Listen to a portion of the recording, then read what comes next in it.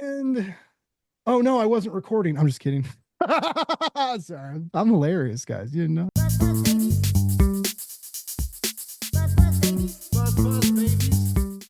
Buzz babies. All right, buzz babies, and welcome back to another episode of Blake's Buzz. I've got a couple amazing comic book creators in the house. We're gonna talk gaming, comics, and maybe even a little bit of history. I'm so stoked. I've got Fred Van Lente and Tom Fowler. Oh my goodness! I'm gonna call you guys comic book royalty. How you two doing today? It's great. Great now. Real good. I want to do like a woo. I want to woo now. All Should we right, woo? baby. Okay, here it is. Here it is. Just get a quiet take. Woo. There we go. We got you can the use energy. that in the promos. That's That's what's important. Like, you guys have a very cool project going on Kickstarter, aptly coming at a time of a resurgence of tabletop gaming popularity on its anniversary year, right? You guys are celebrating tabletop RPGs in a comic book form with Game Masters live on Kickstarter. Funded well over $20,000, cruising and bruising the competition.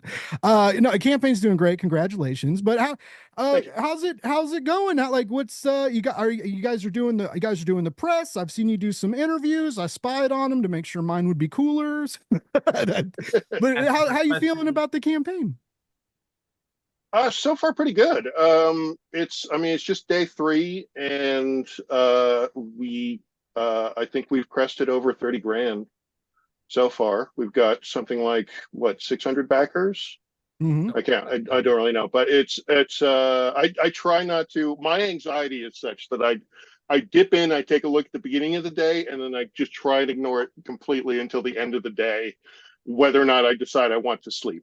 Right. So as I said before we got on, I like to be very kind of outside of anything that's going on, just for my own reasons of anxiety. But it seems to be doing really well. Clover seems happy, and certainly a lot of people seem to be retweeting things and sharing press clippings and the link to the Kickstarter as well. Which is not to say we're not greedy and want more. Oh yeah, Daddy wants to get paid. Head on over. This has to go. Yeah, this needs to go big. Fred, you were just on the platform not that long ago. You were on my show talking sci-fi with the cybersecurity guys. I'm actually wearing one of the shirts they sent me. Nice. But that's a lot of Kickstarter in a short amount of time. Like, how are you feeling over there? I mean, I feel like it's sort of the future, frankly. Like it's the retail model, which has served us well since, ancient Egypt or the first stores were invented, I think has been fine. But I think that, it just cuts out the middleman and lets you go straight to the consumer, which is not to say I don't love bookstores and comics retailers, but they do tend to stock what's the top 10 of everything, and if you're something a little out of the ordinary like Game Masters is, then I think that you really can find a home at a place like Kickstarter. And obviously, Kickstarter is huge in the role-playing game space. Their new role-playing games kickstarted on Kickstarter weekly, so I knew we'd have a platform there. But it's very, I'm very pleased with the response so far. I read the ash can, the digital ash can on that site. It was on the beat. Beat. the beat, yeah. So and which was awesome. Tom, I love your art, and this is like cool. Like, are you guys coloring it, or is it going to stay black and white? Bill Crabtree is coloring it. I've been working with Bill since Refrigerator Full of Heads. Yeah, and we work together really well. So hell yeah. Bill signed in, and he's on it. He's colored quite a few pages now, because we've been working on this almost 7 years. And so from the start to now, I have almost completely changed how I work. So when we started, I was entirely traditional. Everything was just on paper. Then I, scan it in, fiddle around in Photoshop or whatever. But it was like, breakdowns were on paper, layouts were on paper, pencils were on paper, blue lines, inks were on paper, right? Wow. Now, literally everything I do is on my iPad up until the inking stage. Oh, wow. Which has made things like giving color notes and then giving additional color notes, because I can just like import the colored pages when there are little things that need to get corrected. I can just import those into Procreate and just scribble, you know, which I've been doing for a while, but I've been doing it in Photoshop, and it's so much easier to do it like just, you know, in Procreate on my iPad on my lap while we're watching TV or whatever. Wow. So yeah, it's been great. But you know, Bill is a champion. I love working with him, and he seems to be happy right now. Cool. So Well, I was gonna say, because it looks damn good in black and white. thank you. That ash can looked gorgeous, and I was like, I'm cool with that. I'm trying to flex my Mad Magazine muscles again. You're flexing them. You're Okay. flexing them, dude. I was a big fan. I like books of magic. I've been trying to like when I was, unfortunately, right, like Sandman meant a lot to a lot of us, and now it's kind of all that shit kind of Yeah, sucks. it's a little tainted now. Right? Yeah, but there was also a lot of other people that worked in that universe and a Yeah. lot of other books, right, that came out around there. And so like I kind of stumbled into like the earlier books of magic, right? And then like kind of DC started revamping them. And then like when they started like doing like the new Lucifer and stuff, and you were working on books of magic. And I loved your art is so it's so alive. Like and Thank you. and it's fun, right? And but this looked different. And of course there's years spanned, right? But as you said, you've been working on this for many years, but Ever. it just feels like I mean, when I said I was flexing my Mad Magazine muscles again, I used to work for Mad Magazine. Mhm. I've spoken about this in the past, but I'm one of those really obnoxious artists that doesn't believe in developing a style per se. Okay. I don't really think style exists. I think there's a Kelly Freas quote that I heard years ago when I was like 14 years old, and it stuck with me forever. And it's basically, your style is a combination of the mistakes you don't know you're making. So Yeah.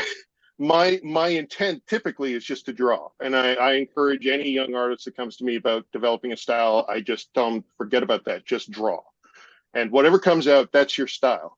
However, having said that, every job though also exists on kind of a slide scale, right? So from more abstract to realistic. So you just kind of slide the scale for any job. Basically, you find a point on that scale. I'm never going to go all the way abstract. I'm never ever going to go all the way realistic. But you just kind of find what the book needs. It'll tell Okay. you in the first 3 pages of the script. You'll know what the book is telling you to do. You know, so you just kind of follow that. And with Game Masters, especially, like that scale will jump from panel to panel, because I'll do like a real goofy thing with like with a 20-sided die that looks like the Kool-Aid man, like kicking through a stone wall, and then the next panel is like the middle of the Prussian War, and you've got to kind of find a way to do that isn't too jarring, but at the same time is just jarring enough to propel the narrative forward, kind of thing. The origin of chess, I thought a great way to kick off the book too, right? Because it's, of course, even if you don't know how to play chess, you know what it is, right? And even if you don't know, like I knew starting the book, I was like, I'm pretty sure they're talking about chess, and then they were like, and then it came to Europe and they called it chess. I was like, ha ha! I was like, I'm not stupid. And so, but I was like, I was very much caught up in this narrative. I'm not a big documentary guy. I'm not a big history buff. Okay. I'm not opposed to it. And I'm not opposed to like reading things to get smarter. That's amazing. But it's just, I was kind of wondering, like, will this be my jam? Like, will, what, and it is. And I'm like, wow. And I started thinking of like, Fred, your other books, the Action Philosophers, Action Presidents, you've done like the comic book history of comics, the comic book history of animation. You've lived in this world, right? And you've toyed around with these kind of narratives.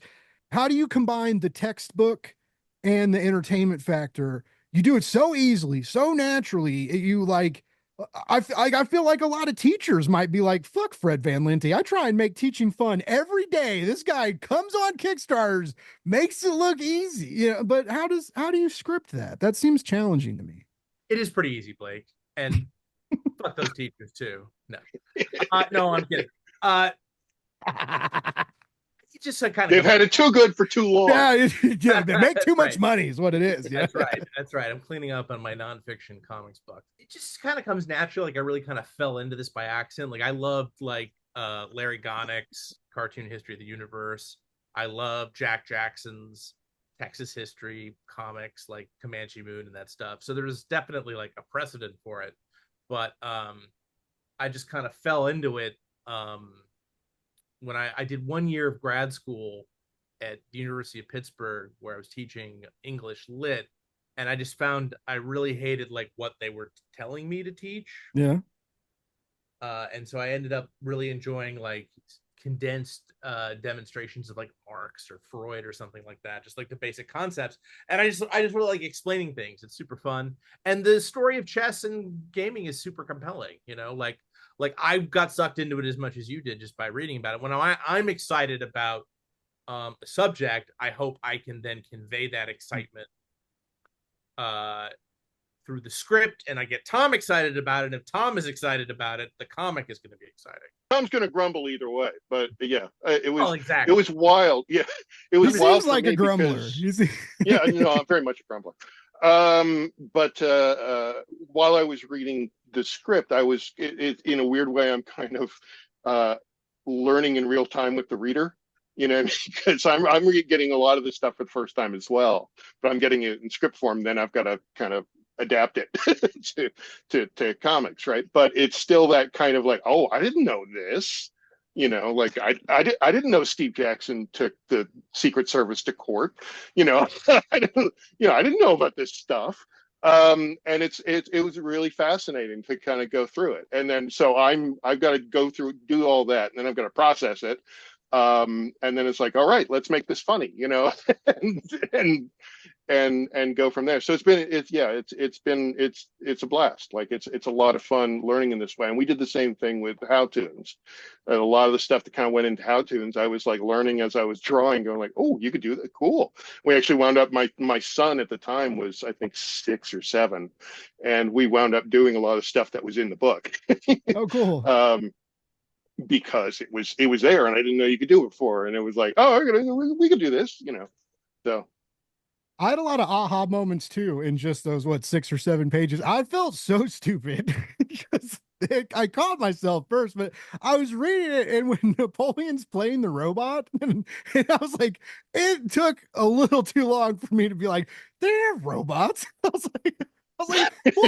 Hold on. And then I was like, oh, there's a guy. There's a fucking guy at the table. I was like, wow, this is the kind of history book like Blake needs, right? This is the kind of like, let me hold your hand and guide you through history with pictures, you moron. Like, you know, I was like, but no, it's written so well and it's so fun. And I like, if that's like the first few pages, like I cannot wait to just really like dive, like just to see how you know, all these years, and then once you guys do get into like tabletop RPG and stuff, and then there's 40 50 years of that too, right? Like, oh my goodness, like I just stumbled into the Dragonlance Chronicles and the Dungeons and Dragons novels, the Dragonlance stuff, and there's like 40 novels, right? And it's like the 40th anniversary, and I like hunted down on eBay and like found like the cleanest paperbacks I could that were affordable, because I don't want like gross paperbacks. They freak me out. You don't want anything that's been in somebody's bathroom. Yeah. Although all those books have have totally been in somebody's bathroom, Blake. I mean, like every book you bought was in somebody's bathroom. It probably was, yeah. Shit, I've been in some bathrooms. Anyway, I don't know. Well, we all have, right? Most of us have, Blake. We've all been in a bathroom or two in our lives. We've all one hopes. Yes. Yeah, that's one does. It's better than alternative. I still haven't got to play Dungeons and Dragons, guys. Like I've played like the games. I've played like old school Baldur's Gate. I haven't played the brand new one, 3. Neverwinter Nights and stuff when I was a kid. Like, so I know the rules. I know of it. I know like some of the lore. I've bought some of the books. I like the game books, and I like reading them.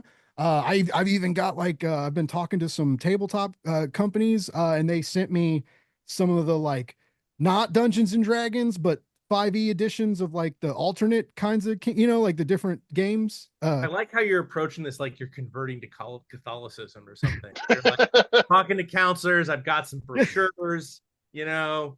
I'm feeling curious. My sponsor scared, says I'm little doing scared. great. I know there's a test involved at some Yeah. point.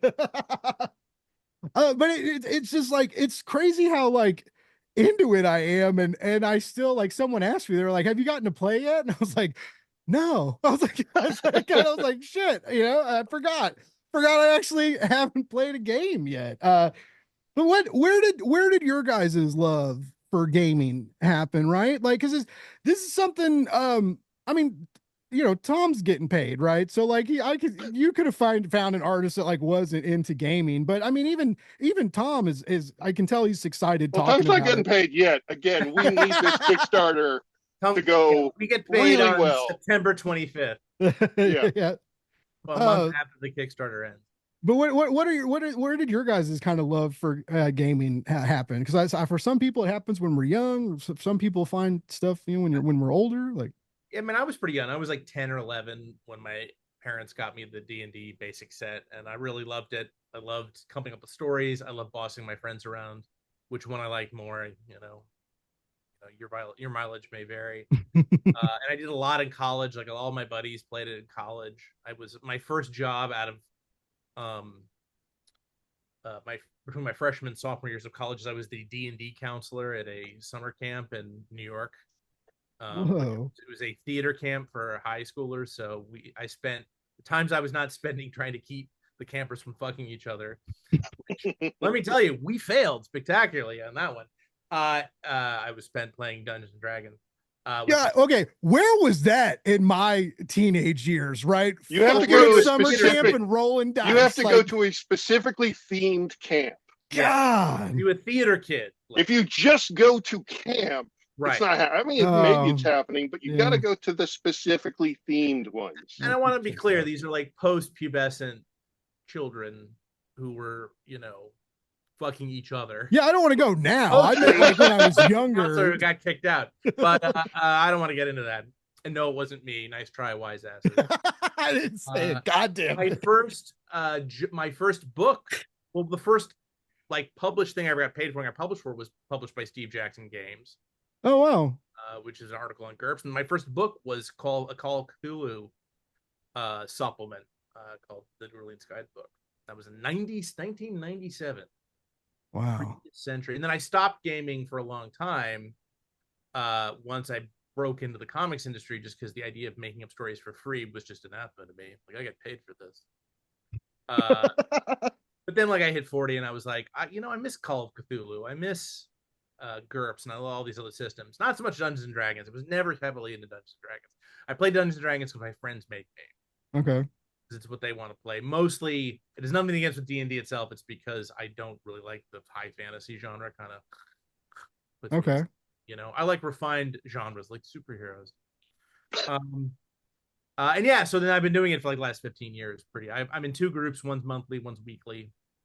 Nice. I'm giving up going to my weekly game a lot to plug this book with Tom. Irony is not lost on me. I think Tom's got you. You have a lot of like gaming street. You have more gaming street cred than I do, right? You were in the industry a little bit longer. Yeah, I mean, I started around the same time. I was around the same age as Fred. I actually my first the first time I played D&D was the night we moved to Ottawa from Timmins when I was 10 years old. With my older brother and a couple other kids in the den of a family friend because our house wasn't ready to move into yet. Yeah, I was pretty much hooked from there. I mean, for the most part, it was just me kind of poring over like monster manuals and things like that, just reading all the stats and drawing little monsters and all that stuff. But when I by age 12, 13, we were playing all sorts of D&D stuff. We were playing Top Secret, which was a spy game, and James Bond.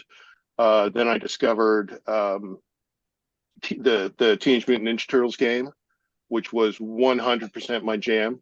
Yeah. And I'm exactly the right age for that original black and white glut. That original black and white independent movement. So like I had all the original TMNT books and all the ancillary other Do you ones. still have all the TMNT books? No. I was like, do you have Those a are long number gone. one sitting around there? I was like, we'll wait, go get No. it. I just want to look at it. Yeah. Well, if there I did have it, it'd be in a storage locker about 3 kilometers away. But uh, no, I don't have a lot of that stuff anymore. But I still have my TMNT source book, Nice. like the gaming book, which I dug out and handed to my kid a little while ago, and he was like, "Not for me," and handed it right back. Oh, But oh, no, no, no, he's a massive gamer. oh, he It's just just just not TM. Okay. that one just wasn't his jam, right? So Because of the rules, or does he doesn't like Ninja no, I Turtles? just Or don't think he really cared about the turtles, and I oh, don't think he really investigated much beyond that. okay. We're probably going to finally watch Mutant Mayhem in a week or so, so maybe he'll have a Maybe change that'll of turn him thought, around. change of Yeah. heart. Yeah. So, but I was out by the age of about 13, and when I was in my 20s, I worked in the gaming industry for almost a decade. Whoa. I went down to Gen Con with a buddy of mine and came out with about 3 different contracts. So I worked for Shadowrun. I worked on a couple of Weird West things like Deadlands and Doomtown, which was their card game. I worked on a bunch of stuff for White Wolf. I worked for kind of every kind of secondary and tertiary kind of gaming company. I did some stuff for Kerps. I did some stuff for like just basically a bunch of different things kind of came in, and I was like, yep. And while I was doing it, I kind of treated it as a training ground for, making comic art. Not necessarily the storytelling aspects, but just the nuts and bolts of drawing, Hmm. to, get your penciling into shape and get your, more importantly for me at least, get my inking to a professional level that I could, when it was time to try and make the leap, which I was trying to do all the way through, all the way through that time, I could. And then eventually, I started getting a couple of jobs in comics, and the amount of comics work was, indirectly proportional, whatever it is, to the amount of gaming work I was taking. So eventually, it was just comics. And I wasn't gaming at all through any of that. And then when I hit about the age of 37 or so, I had a major depression about work and about drawing and about everything. And my wife suggested I go play D&D with our friends because I'd expressed an interest in it. And I did. And it was great. And it got me out of that depression, among other things. I kind of learned Oh, how to draw for myself again, kind of thing, because I was doodling while I was drawing or while I was playing. And that really kind of flicked a switch in my brain that was like, oh, wait a minute, not everything you do has to be for someone else. You can do stuff for yourself the way you did when you were a kid, and then you can do the thing and have it be fun and relaxing in the way that was when you were a kid, and not be the thing that causes you stress in your life. that's um so cool.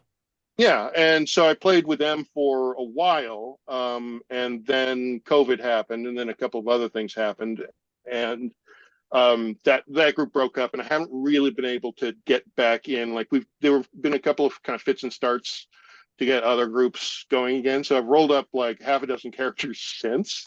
So I have them all in my quiver, kind of thing, but I don't. I don't really have anywhere to to do them with. So I'm always kind of looking to get back into it, but it's just difficult to kind of balance now. But man, I want to do it. I was because that's one of the things that I'm finding out, right? That is so difficult is like, oh, finding time and then finding time for yourself and then finding time for what, 4 or 5 other people, right? Yeah. To kind of even if you do a one shot, right? That's still getting people together. You got to make the character, you got to get together the 4 or 5 hour night. If you can commit a couple of hours on a Wednesday night kind of thing, Yeah. which I think a lot of people can probably manage, that's the best way to go about doing it. Like, don't look at it in terms of like, all right, every Saturday we're going to play for 5 hours. So, well, no, you're not going to get away with that. But if you once a week you're able to get a couple of hours in with just a group of friends, the same way you'd go and play poker on Thursday nights or Yeah. whatever. It's like it doesn't need to be a huge thing. It's just like a small kind of get together, and you fart around and you roll some dice, and there you go. I mean, you'll ultimately, it will take forever to get through any kind of a real campaign because you'll probably have one or two actual things to deal with in the session, but it's still a fun way to kind of divert yourself and get a little adult creative play happening and experience serotonin again for the first time that week. Do you still find time to play, Fred? Or is it a struggle for you? Me, I play once a month and once a week, 2 different groups. Nice. The monthly game, we go for about 4 or 5 hours. I used to like cook for everybody when it was held here at my house, but now we play at another guy's apartment. Frankly, I kind of don't miss that part. And then I have a group that got together and everyone started moving away. We're actually right as COVID hit. So then we've moved to Zoom and stayed there ever since. So what's that like going from like being used to sitting around tables? Because that's a vibe, right? Like, I mean, this is fun. I have a blast chatting with you. I'm having a fun time talking to you guys right now. I love doing these interviews. It's great. Also a little different doing interviews, say like on the show floor at Planet Comic Con, right? There's a little bit more. It's exciting. There's people. It's different. There's so what's it like going from sitting around a table to moving that, especially like even if you do kind of not miss cooking for everybody, yeah, for the most part, what I miss is just the tactile elements. Like I miss physically rolling dice. Okay. I miss moving my little guy around because now I'm moving my little guy around on a Roll20 screen, and I am using virtual dice. And it's fun. I mean, it's fine, rather. But if your mouse slips and you roll twice by accident and then you catch hell from the DM, and you're like, for God's sake, there is an element, a sociability element of actually being in the same room, but that's same for anything. I'd rather be at a bar with all my comics friends, than talking once every 6 months over Zoom or whatever. But I can't really do Comic Cons anymore, so I've got to make do with one, because at least it's still contact, so. I have friends who in live monthly games still insist on rolling their dice on their phones, and so it's always like, okay, you got to roll for check spot hidden, and they're like, hold on, face it, open the app. I'm like, guys, this is not more efficient. This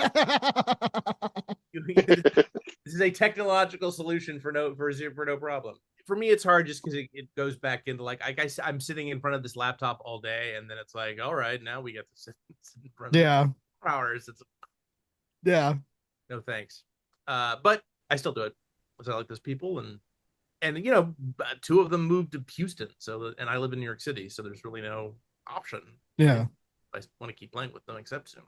And I mean, it's a nice way to stay in touch. Like, I remember one of my oldest buddies that I haven't talked to in a long time, but we used to play Destiny together a lot, and we would play, and we would hook our mics up and stuff, but we'd be killing aliens, but it was like we were talking like we were just talking on the phone.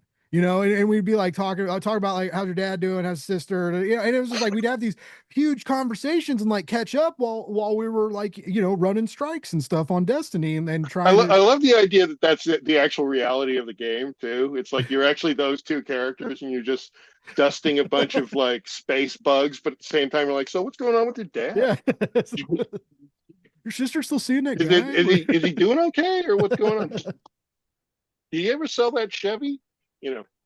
I'll throw you a pitch, Tom. See if you're interested. But yeah, it's an interesting world, and again, so cool to see.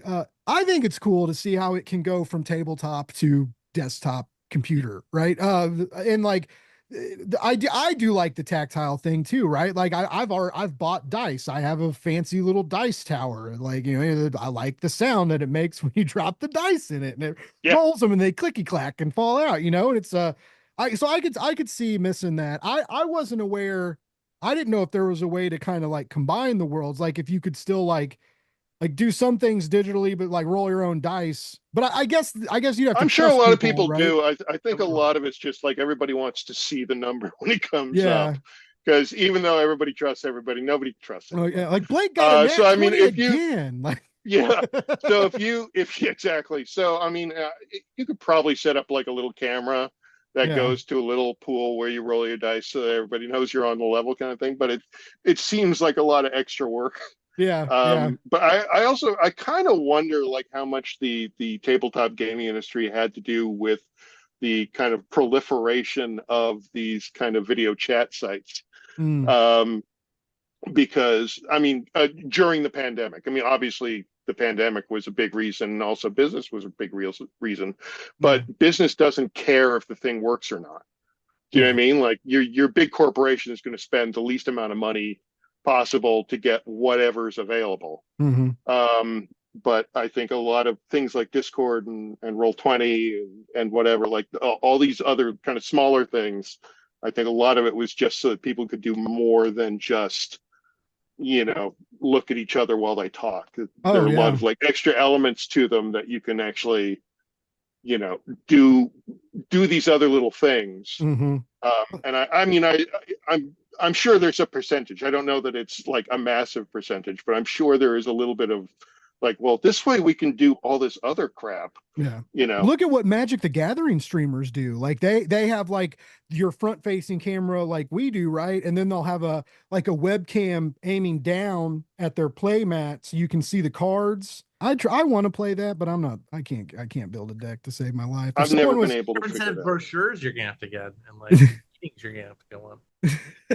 I know, like I'm gonna need books and classes. I'm gonna have to find a new sponsor. It's gonna Yeah, I be, mean, tech's been a big part of the Dungeons and Dragons stories. You can't discount it was really Baldur's Gate, the success of the first one. I mean, even setting aside how successful the third one is, Mhm. the first one kind of kept the brand alive in the 90s when it was dying, and TSR was, going through bankruptcy. Wow. The gaming industry and the comic retailing industry kind of went through a very similar apocalypse in the mid 90s.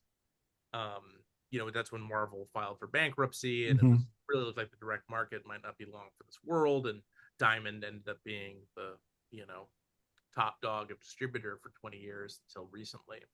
But it was really Baldur's Gate. Baldur's Gate sold like 100, it sold 2 million copies. It sold like 30 times what the game books did. As you can imagine, a video game is going to sell more than a book Mhm. anyway. Books. And now the D&D movie floundered, even though a lot of people really liked it. But Baldur's Gate 3 is just printing money. Slaying. Yeah, it's slaying. Everybody keeps telling me that. They're like, Blake, I know you don't have any friends. Like, have you tried Baldur's Gate 3? And I'm like, whoa, but but they have. What's going on? Is it some of it's the anniversary, some of it's these games, a little bit of it's the movie, but Well, there was a rolling rise of popularity of D&D. Like, you and also now it's everywhere. now you also can't discount Stranger Things. That's true. Yeah, that's The true. Google searches for Dungeons and Dragons as each new season of Stranger Things gets released. I think it was up by 600% when Wow. season 4 came out on Netflix. So there's a lot of that. There's a lot of the general mainstreaming of geek culture that we've all lived through, and Yeah. certainly And there's also however many years of kind of um, real-time gameplay videos. People like that stuff Mhm. has been around for about 10 years and has grown slow. So like by the time that like people are Googling Stranger Things D&D, they will get a million other hits for all these other like streaming Yeah, live like, oh, play what's Critical role Role? playing Like, games. Yeah, yeah. exactly. Like there'll be a bunch of the stuff, and there will then be, you know, 7 years worth of content Mm. of that to watch, then podcasts and whatever. So it's really easy to immerse yourself into that culture. And when you've got, especially with shows like, the podcast, the real time role playing podcasts, things like that, typically they're being done by actors and comedians and whatever. So they're able to sell how much fun it is And again, Yeah. there's like 7, 10, 11 years worth of ready-made stuff that you can go back into and watch people having fun for 10 years. It really helps kind of keep that boulder rolling, you know? I mean, I'm writing comics right now for a YouTube show called Epic NPC Man that's out of New Zealand. This troupe called Viva La Dirt League, and they have 5 million YouTube subscribers, you know. And they also have a live play D&D thing they do with the Epic NPC Man characters, which is more of a parody of like Skyrim and World of Warcraft and like the video game stuff. But it's such a huge subculture that making fun of it is its own huge subculture, you know.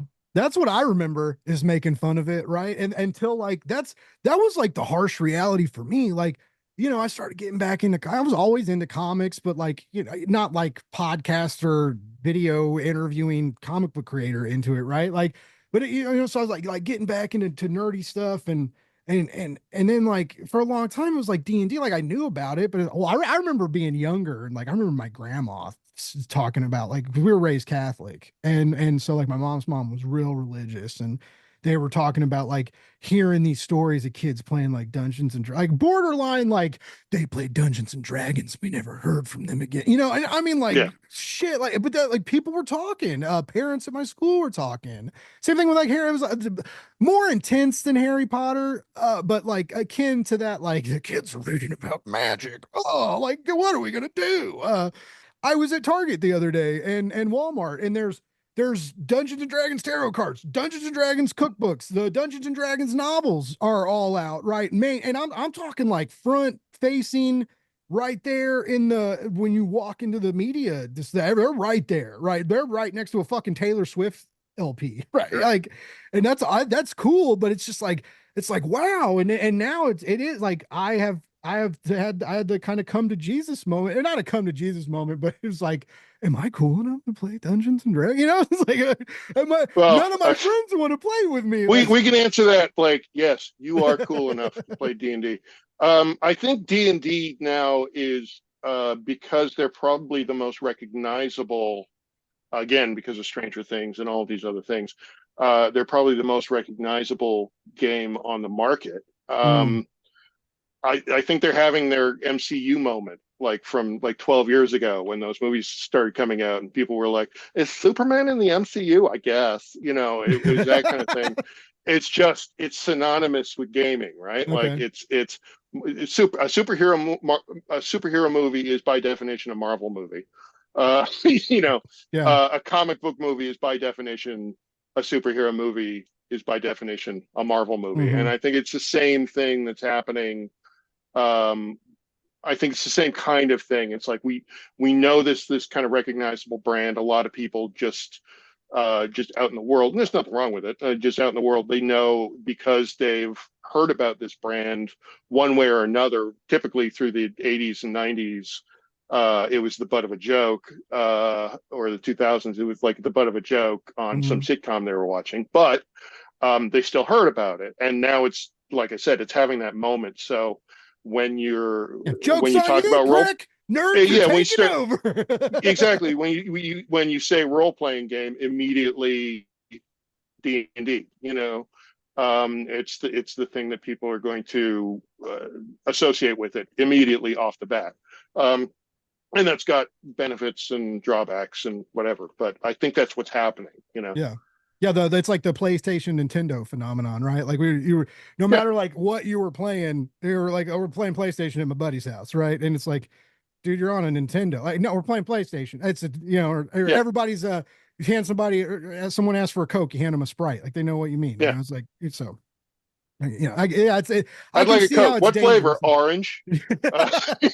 Well, now there are orange Cokes, I think now, Tom. Yeah. Well, yeah. I Wow, mean, back you in the brought up some day. shaky ground there, man. Yeah, I'm sorry. Tired of all these I'm flavors in my sorry, Blake. cola. I ruined the podcast, Blake. I I'm know. sorry.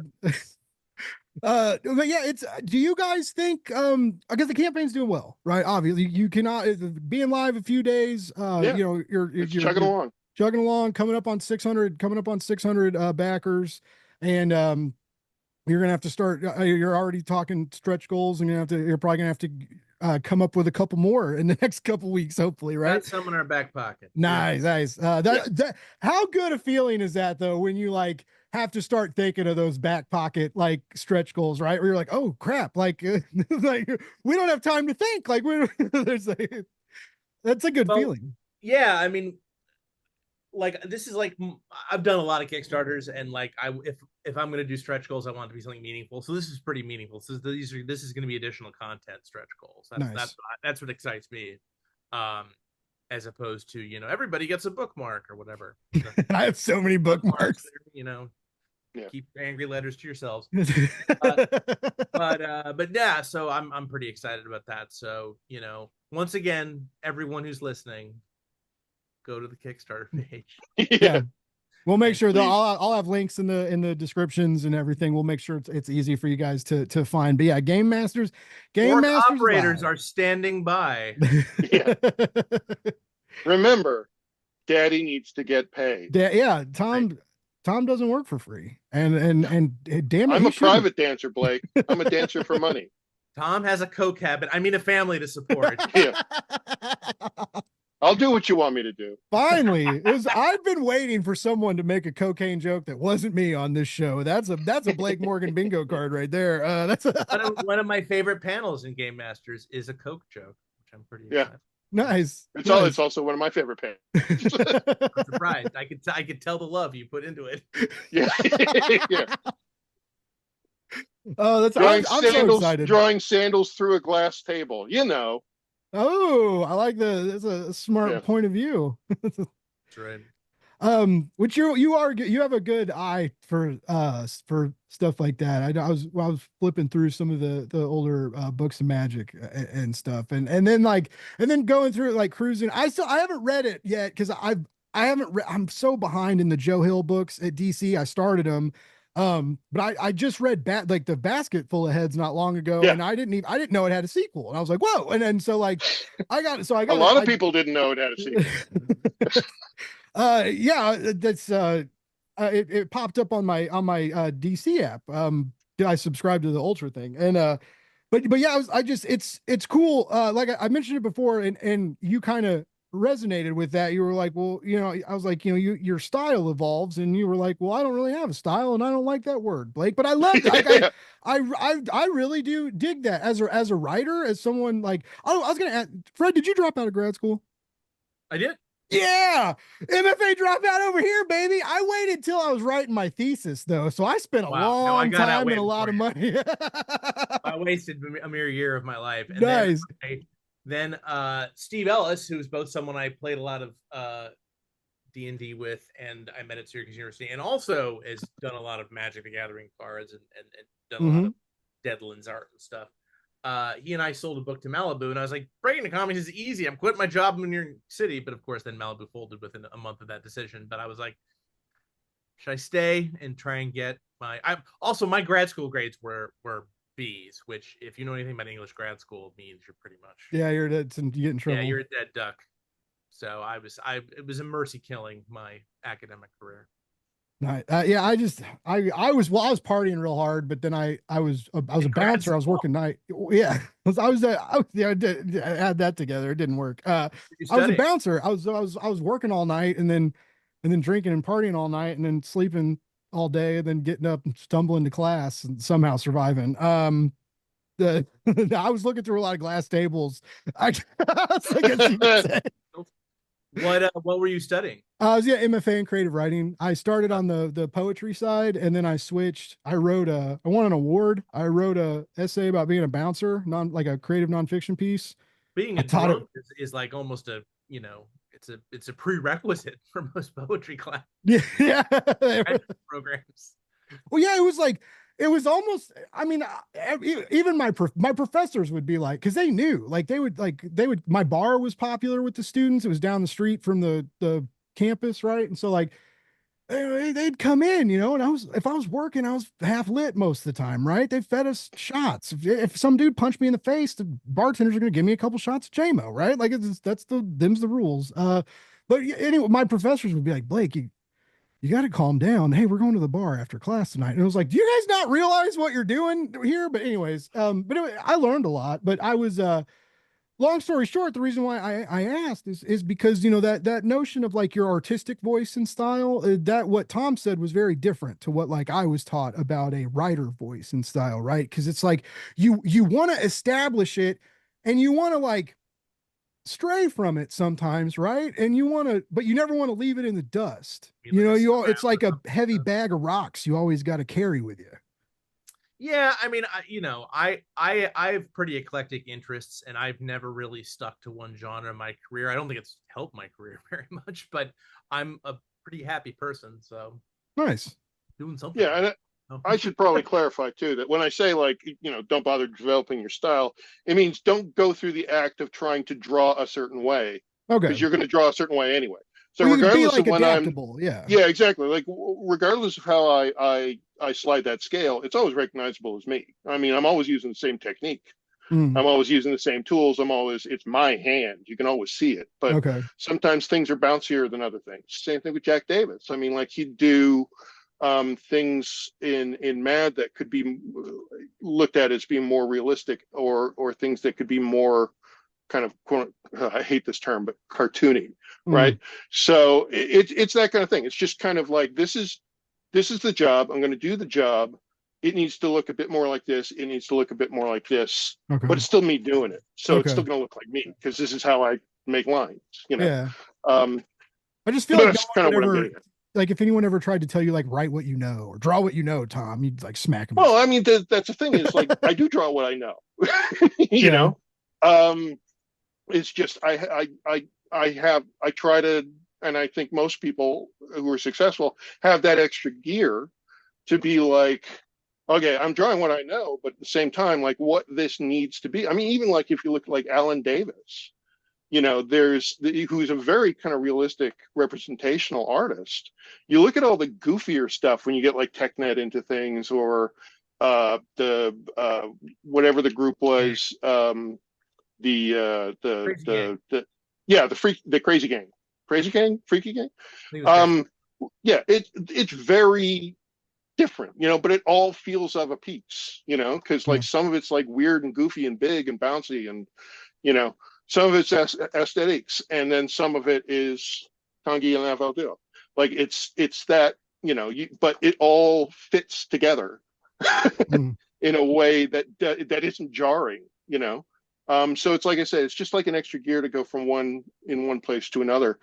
But it's still you. I feel like there's a lot of you, both of you in Game Masters, and I again, I think that's why chess felt so exciting, right? It's a game that like I always wanted to play. I know how to play. It was a game I always wanted to be good at, but aggravated me because I wasn't, right? And I was like, I just want to be a strategist. I don't know. I'm not. That's not me. Obviously, most people know I'm not a planner. You just got to learn to start whipping those pieces at the other guy until he runs away. Just throw him. That's how you win a chess. Or have a guy in the table with a magnet. Don't do that at Washington Square Park. You will get your ass kicked. Well, I'm not talking about Washington Square Park. Talking about my buddy Alan's living room. He runs away. They hurt. All right, yeah, that's fair. I won. I've kept you guys for almost an hour, and I appreciate you guys hanging out with me, and I think we covered most of what we can about Game Masters. We'll make sure everybody's got the link, and you can head over to the beat, check those preview pages. If there's some on the page too, but like, I mean, if you're sitting wondering around like, is this comic for me? Like, I read those 7 pages, and I'm hard pressed to find a lot of people that would read those and be like, yeah, I don't want to read page 8. Yeah, you do. Shut up. Give them money. That's Fred. I know you've got a newish novel. I think Never Sleep is that fairly new, right? Ish. That came out last year. That's that's new. That's your brand new novel, Never Sleep. That's available right now. Oh yeah, it's brand new. I'm just kidding. I'm sorry. But the mere 16 months old. You do have a pre-order live right now. Anybody, if you're into the Valiant universe, or if you're interested in Bloodshot, Fred's got a pre-order going for, you're doing Bloodshot, but not in comics. You're going all pros Yeah. for the nanite. He's not really a mercenary. He's like he's our favorite nanite father figure. He's a good dad. He's a good dad. Sort of. Yeah, yeah. He's been many things to many people. He also getting his memory wiped, so don't Yeah. ever, what the version of the story is depends on when you catch him and talk to him. Yeah, it's been really cool. Doing a lot of fun stuff with Valiant. I'm doing their big Resurgence event that comes out in September. Nice. I'm excited to be back on Archer and Armstrong. We got more Archer Armstrong coming out next month. I just did the lettering proof, the second issue. Exciting. Yeah, I'm reading your it's good, dude. Like I mentioned the other day, I got back on Comixology because I've been interviewing a lot of their pros. And instead of bothering their press people, I was like, it's $5 or $6 a month for tons of comics. I'll pay it again. I was subscribed for a long time, but anyway, I'm back on there. There's so many cool Comixology originals and all this cool stuff there. But there's a lot, like all the old school Valiant stuff is there. So like if for $6 a month, like you could subscribe for 2 months and read Valiant like every day. There's so much there to check out. But yeah, it's so cool, and I'm so glad you guys are coming back, more XO, these novels. Gail's doing Red, so like, oh, that's Dynamite. I'm just kidding. That's a totally different publisher. There's just other people write novels. But what is it hard going all like that's very action oriented, or are you taking it a different way because it's a novel? You mean the Bloodshot novel? The blood, yeah, not Gail Simone's Red Sonja novel from a different Right. publisher. I'm not writing Gail Simone's Red. Pretty sure Gail Simone is. I think so. Well, it just sounds lazy to me. I mean, yeah, it's hard. You know what the fun thing about it is, when I was a kid, I did kind of start out wanting to be a novelist, so it's really cool. This will be my fourth novel. Yeah.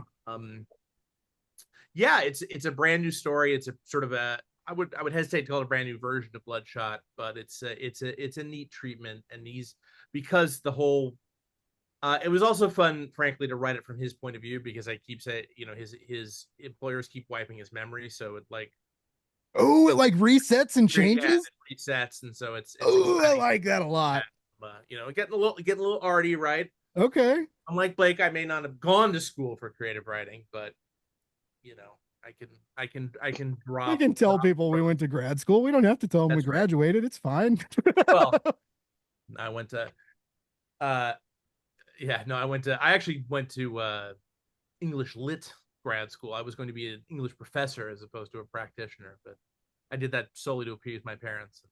There was a time I was going to be a teacher too. It didn't happen. Now they're semi-appeased. My parents just like seeing my name on things. I'm sure that's a cool feeling. Particularly because I have basically the same name as my dad, but so it's his name.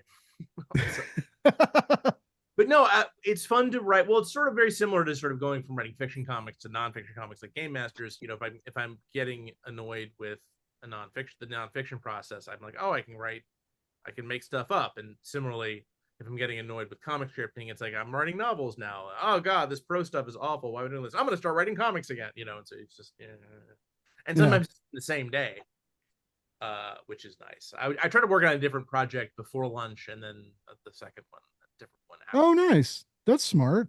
That's how I try to break up my day. Tom, what about you, man? You got anything else going on pre-order wise? Anything else? Nothing pre-order wise. Over the last year or so, I worked on a couple of different things that I'm fairly certain are never going to see the light of day. But I did do one of those little Stardust stories for that Stardust anthology book with Parker. Oh, cool. Which I'm looking forward to. That will get published. It's just Van got real busy with other things, basically. No, for the most part, the other things that I'm doing right now are just a lot of variant covers. I'm kind of a regular variant cover artist for the EC line at Oni. Which So is I've now done exciting. yeah, That's cool. That's a it's big, kind of a dream job. nice. It's really really cool, and I've done about four. I think I've got like two more, two more I need to do. But yeah, basically once a month I'll get a call to. When they first reached out to me, they were like, "Can you give us a couple of concepts?" And I gave them about a dozen. Uh, and I may even be, well, I'm not gonna. But yeah, for now it's covers. I almost got him, Um, Fred. He almost said something he wasn't yeah, supposed to. I almost incriminated myself. I'm also doing some variant covers for DC. I'm just doing covers for people. You like that? Do you like the cover And gigs more than yeah, I like it a interior? lot. Nice. Because it's just kind of in and out, like I get to it's very much like when I do commissions. It's I Any image that I'm creating, I'm trying to tell a story, right? Hmm. So regardless of whether or not it's a 5 page of comics that you go through, or like one big splash or a cover image, I want there to be a narrative within it that you can untangle. Either the narrative is this guy punches that guy, which is fair enough, or the narrative is you have to, with the EC ones, you're telling a whole story in one image, Yeah. right? And that's always how EC has worked at its best. Is this idea of like we're doing like a 6-8 page story that is going to change in a way at the end that really punches you in the gut. To try and get all of that going on in one image is a really fun kind of puzzle to crack, right? Yeah. So I'm doing a lot of that, and as I mentioned before, I grew up reading French comics. My next big sortie, as it were, is I've signed a deal with a major French publisher, and I'm going to be doing French comics for the next 2-3 Cool. years. Oh, that means so you're gonna Um, get like oversized, beautiful hardcover editions of your yep, work. yep, yep, yep. Hell yeah. Whether or not they come out in English, I don't know. I don't care. They'll look good on the shelf either It's a way. good, Yeah. it's a real good deal, and I'm having fun doing it. I don't know how much I'm really allowed to say about it. You'll notice I didn't mention the name of the publisher, but even Americans would recognize the name of the publisher.